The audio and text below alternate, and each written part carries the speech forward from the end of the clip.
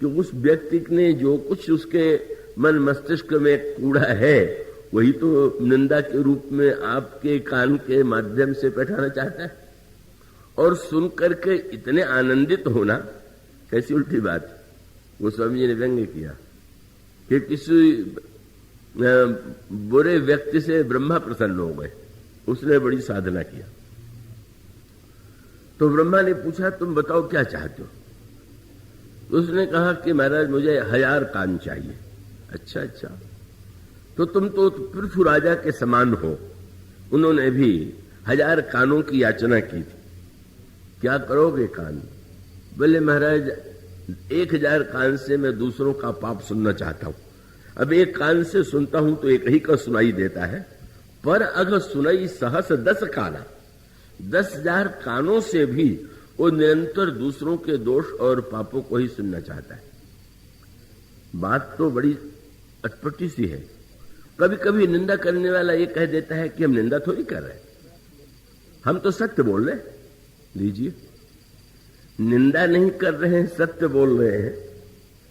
कितना हम सब अपने आप को धोखे में डालते हैं, भ्रम में डालते हैं। ये तो मानो हम अपने अधर्म को धर्म सिद्ध करने के लिए ही प्रयत्न करते हैं। इसका अभिप्राय यह है कि आप जब ये कह रहे हैं कि मैं सत्य बोल रहा हूं, तो सत्य क्या उसी परिणाम की सृष्टि करता है क्या जो आपके द्वारा की जाने वाली निंदा सृष्टि करती है? और उसका सीधा सा तात्पर्य कि अगर निंदा सुन करके जिसने सुना उसको लाभ हो जाए, उसके अंतःकरण में श्रेष्ठ सद्भाव का उदय हो, तो आपने बहुत अच्छा सत्य बोला। पर अगर आपकी निंदा से उसके हृदय में या तो दूसरे के प्रति ईर्ष्या उत्पन्न हो गई, द्वेष उत्पन्न हो गया, घृणा उत्पन्न हो गई, और स्वयं आपके अंतर्मन में भी उसी दोष का चिंतन हुआ, तो ये तो सत्य के नाम पर कलंक है, यह सत्य नहीं। इसीलिए मानो शास्त्री कहते हैं कि सत्य के माध्यम से का वो सत्यवादी तो रामायण में सबसे बड़ी मंथरा थी, वो बात बात में सत्य की दुहाई देती थी। कैकेयी जी ने जब प्रारंभ में मंथरा की बात सुन के फटकार दिया और ये कह दिया कि तू घर को फोड़ना चाहती, घर में झगड़ा लगाना चाहती, अरे पुनिया से कबहू कहा सी घर फोड़ी, तो धरी जीभ कढ़ाओ तोड़ी, तेरी मैं जीभ कटवा दूंगी। मंथरा निराश नहीं हुई और बड़ी भूमिका के साथ उसने कहा कि मैं क्या करूं, आप तो भोली भाली हैं और आपका एक स्वभाव है, क्या कहां ही झूठी पुर बचन बनाई, ते प्रिय तुम ही करूं मैं माई। अब वो झूठी बातें जो बनाया करते हैं वो तो आपको अच्छे लगते हैं, और मैं कड़वा सत्य कहती हूं तो वो सत्य तो कड़वा होता है, तो आपको कड़वा लग रहा है। कैसा वही सूत्र पकड़ लिया। कई लोग कहा करते सत्य तो कड़वा होता है। सत्य कड़वा तब होता है जब उसका प्रयोग दवा के रूप में किया गया। वैद्य ये कह सकता है कि कड़वी दवा में रोग नष्ट करने के लिए दे रहा हूं। कोई किसी को कड़वापन बलात् उसके मुख में बैठा करके उसको कह करा दे, कोई गंदी वस्तु किसी को मुंह में डाल देंगे तो उसको कह हो जाएगी कि नहीं। तो एक मंथरा ने यही कहा कि मैं तो सत्य बोलती हूं, मैं तो केवल कहूं, बस मैं क्या करूं, मेरा तो स्वभाव यह है कि मैं अनभल देखने जाए तुम्हारा बुरा मुझसे देखा नहीं जाता। मैं झूठ बोल नहीं पाती, झूठे लोग तुम्हें पसंद आ जाते हैं। और फिर मंथरा के सत्य ने जो कुछ किया वो कितना भयानक था। मंथरा की बात को सत्य मान लेने की भूल कैकेयी जी ने कर दिया, और उसका परिणाम ये हुआ कि वो मंथरा का सत्य जो था वो तो राम राज्य के नष्ट करने का कारण बन गया। तो राम राज्य को नष्ट कर देता है वो सत्य, और वह सत्य जिसकी दुहाई कैकेयी जी ने दिया। कैकेयी महाराज दशरथ से यही कहती हैं कि आप तो बड़े सत्यवादी हैं, और आप यदि सत्यवादी हैं तो सत्य की रक्षा करने के लिए यदि आप राम को बन देंगे और भरत को राज्य देंगे तो इसमें सत्य की रक्षा होगी। मंथरा का सत्य, कैकेयी का सत्य, यह सब वस्तुतः उस सत्य की वह परिभाषा है जिसे हम और आपने जीवन में सहज रूप से स्वीकार कर लिया है।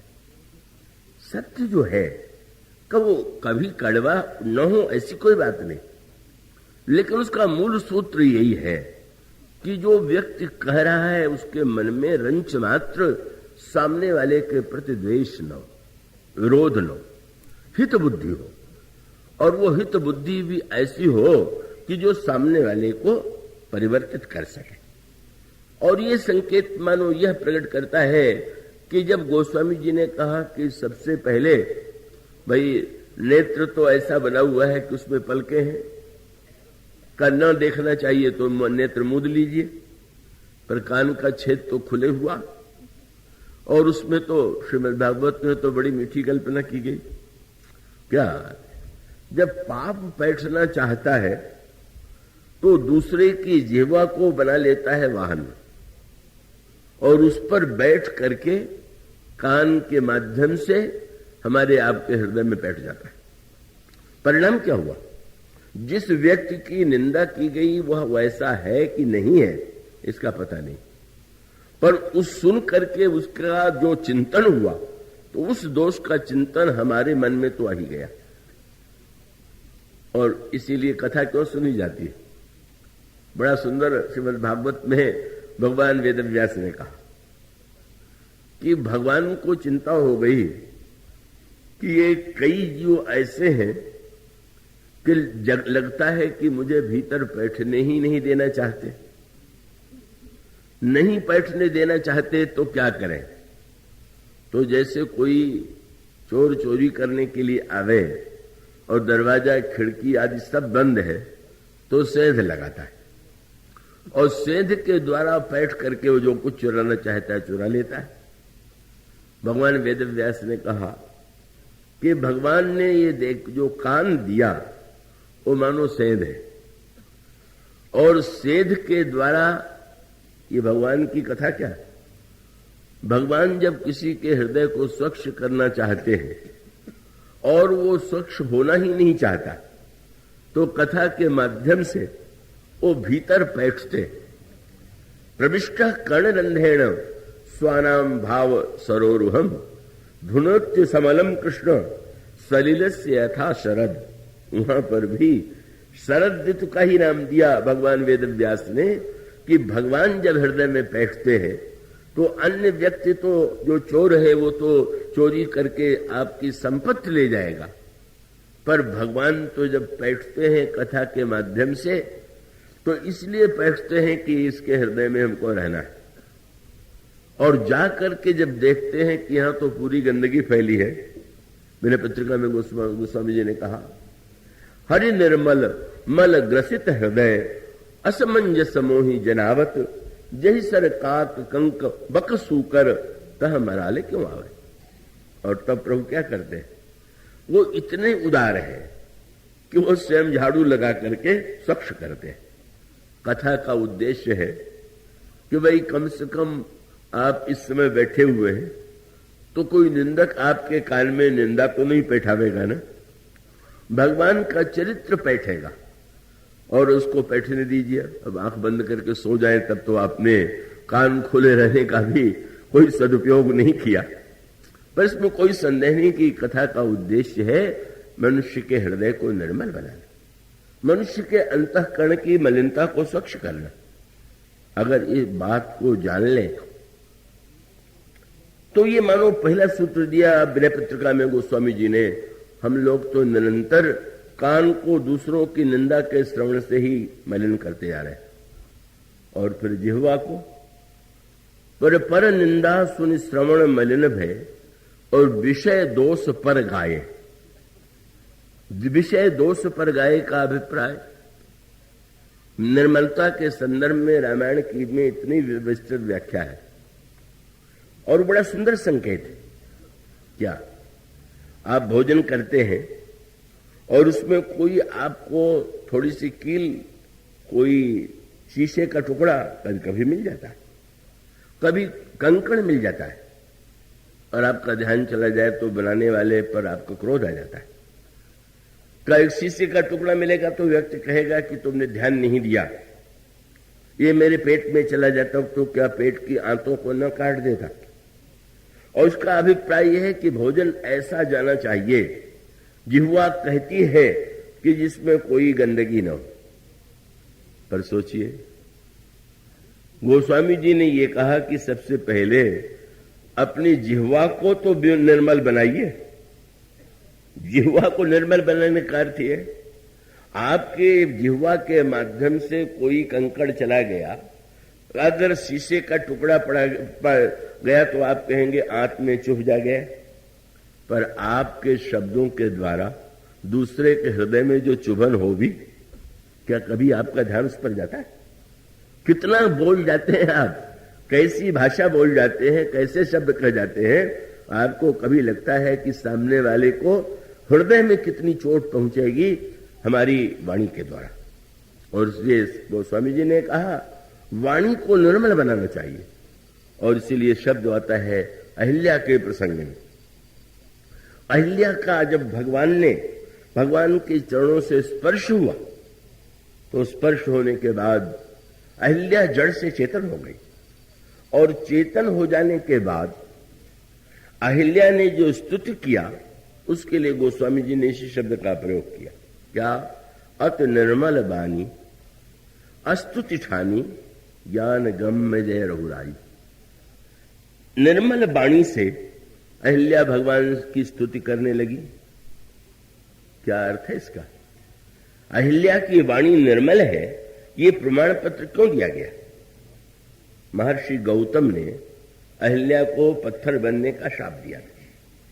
अहिल्या का कोई अपराध नहीं था, पर इतने वर्षों तक अहिल्या ने इतनी सेवा की, पातिव्रत धर्म का पालन किया, और एक क्षण के लिए अहिल्या के जीवन में अगर अनजाने में कोई अपराध हो गया तो महर्षि गौतम की कठोरता का ही रूप तो सामने आता है।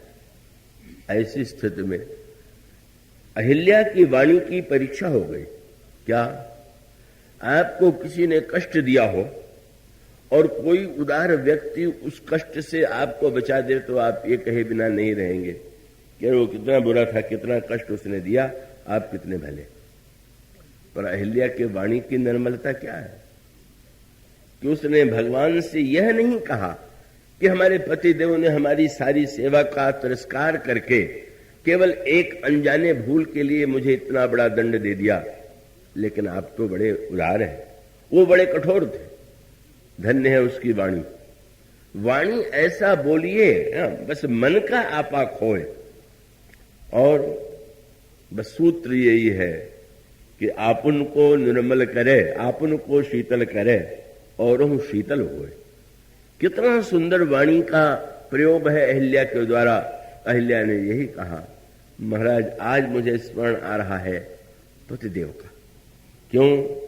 बोले मुनि शाप जो दीन्हा अति भल कीन्हा परम अनुग्रह में माना। कितने हमारे पतिदेव महान थे कि उन्होंने शाप दे करके ऐसी जगह मुझे स्थान दे दिया, मैं बहुत साधना के बाद भी ईश्वर को प्राप्त कर न पाती, लेकिन उनके शाप ने मुन शाप जो दीन्हा अति भल कीन्हा परम अनुग्रह में माना। देखूं भरी लोचन हरि भव मोचन यही लाभ शंकर जाना। हमारी वाणी जो है न तो स्वयं मलिन हो, दोष युक्त हो, और न तो कान के माध्यम से हम दूसरों के अंतःकरण में मलिनता का संचार करें।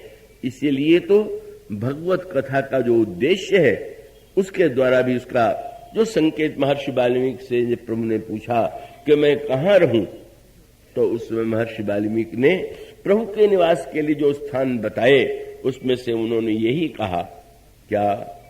उनका महाराज जस तुम्हार मानस विमल। बड़ा सुंदर संकेत। भगवान का गुण निर्मल है, भगवान का यश निर्मल है, चरित्र निर्मल है। आप हनुमान चालीसा का पाठ करते हैं, अयोध्या कांड में पढ़ते हैं तो ये वर्णो रघुबर विमल यश। मानो संकेत यह है कि जैसे यहां जो सरोवर है वहां भी जल है, और जो मानस सरोवर है का उस सरोवर में भी जल है, लेकिन हंस इन सरोवरों में, तालाबों में नहीं दिखेगा। हंस तो निवास करता है मानस सरोवर में। कितनी भावमयी बात महर्षि वाल्मीकि कहते हैं कि प्रभु आपका यश जो है वो तो निर्मल मानस सरोवर है, और कथा गाने का अधिकार किसे है? कौन है? जस तुम्हार मानस विमल हंसिनी जीहा जासु, जिसकी जिह्वा हंसनी है। दो सूत्र हैं। हंस जब रहेगा तो मानस सरोवर में ही रहेगा। कुछ विडंबना है। बगुले और हंस दोनों देखने में इतने एक जैसे हैं कि पहचानना बड़ा कठिन है, लेकिन पहचानने की कठिनाई के बाद व्यंग आता है। भगवान राम जब पहुंचे दंडकारण्य में तो सरोवर के किनारे बगुले को देख करके प्रभु ने एक व्यंग भरी भाषा में कहा, लक्ष्मण पश्य लक्ष्मण पंपायाम बको परम धार्मिका। जरा देखो कितने धार्मिक, इतने सवेरे सवेरे बिल्कुल शांत भाव से जल में एक पैर से खड़े हुए हैं। वाह, कितने एकाग्र, कितने धार्मिक। और तब साहित्यिक विनोद आता है कि मछलियों ने कहा ये तो हमसे पूछिए कि कैसे धार्मिक। वो वाल्मीकि जी कहते हैं आपका गुण गाने वाला जो है, अगर वो संसार के दोष और पापों का गायन करता है तो उसकी जिह्वा हंसनी है ही नहीं। हंसनी तो तब है कि आप हंस के विषय में जनश्रुति जो सुनते हैं वो तो यही है ना कि हंस मोती छोड़ करके कुछ नहीं चुकता।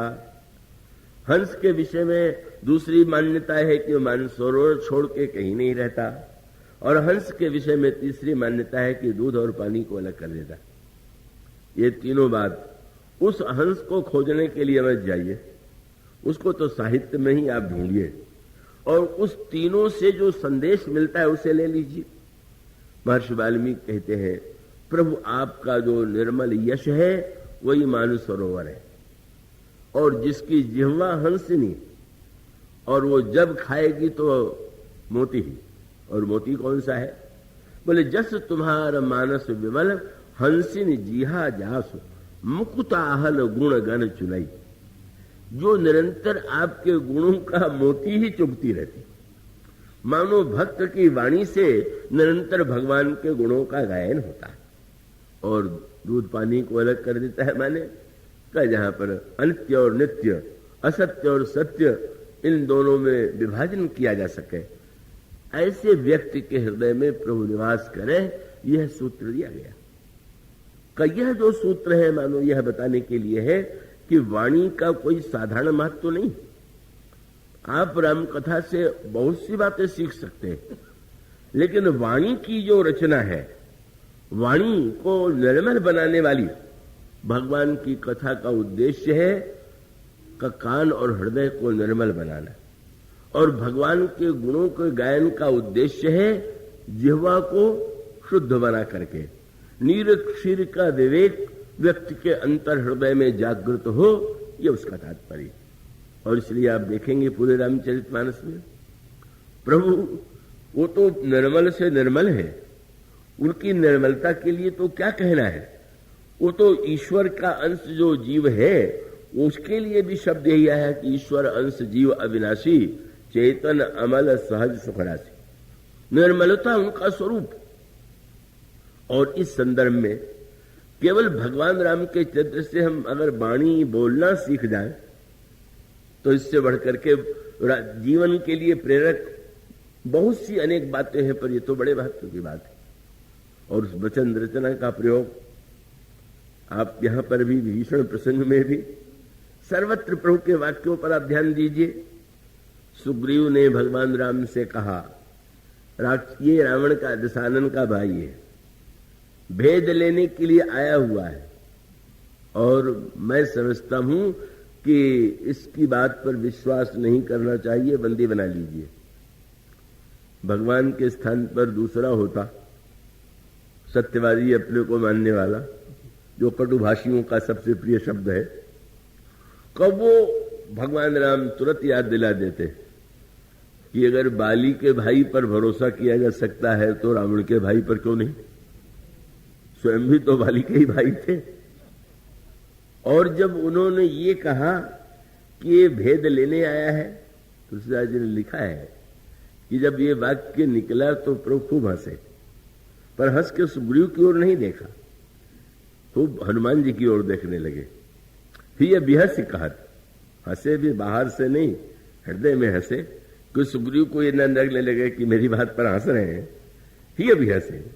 लेकिन हनुमान जी की ओर देखा, हनुमान मानो बिना बोले ही प्रभु ने कहा, तुम्हें इनने जब पहली बार भेजा था तो मेरा भेद ही लेने तो भेजा था। यही तो कह रहे हैं कि रावण ने आप मेरा हम लोगों का भेद लेने के लिए भेजा है, तो तुम भी तो भेद ही लेने आए थे, इनके कहने पर ही आए थे।